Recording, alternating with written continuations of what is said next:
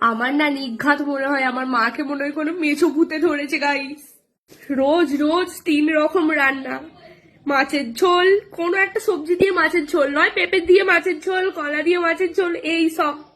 তার সাথে কোনো একটা চচ্চড়ি হবে, তার সাথে কোনো একটা চাটনি চাটনি কিছু একটা হবে। এই সব খেয়ে খেয়ে আমার হালাত খারাপ হয়ে যাচ্ছে গাইস। মাছ ছাড়া আমার মা আর কিচ্ছু বোঝে না গাইস। দুপুরে ভাতের সাথে মাছ, কিছু ভাত থাকলে বা মাছ থাকলে রাতেও আবার মাছের সাথে ভাত, তার সাথে সাথে আমাদেরও খাওয়াই গাইস মাছ।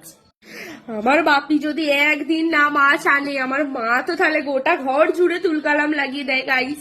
আর খেতে ভালো লাগে না বললি বলবে তোরা তো খালি বাইরের খাবার খাস, বাইরের খাবার মুখে রোচে, এখন আর কি মাছ ভাত মুখে রুচবে? গাইস মাছ আর মাছ, আমার মায়ের কিচ্ছু বলা যাবে না গাইস। কোনো মাছ যদি একদিন বলে দিই যে এই মাছটা খুব ভালো হয়েছে, পরের দিন থেকে মোট 1 সপ্তাহ কি 2 সপ্তাহ ধরে এই একই মাছ রান্না করবে গাইস। তার জন্য তো আমি ভালোও বলতে পারি না মাঝে মাঝে। যদি রোজ করে, মাংসর কথা বললে গাইস বলবে মাংসই কি আছে, ওইসব খাওয়া ভালো, মাছ খাওয়া নাকি ভালো মাংসর থেকেও। আমি রোজ রোজ মাছ ভাত খাই, তোমরা সবাই আমাকে ফলো করে দাও প্লিজ। টাটা।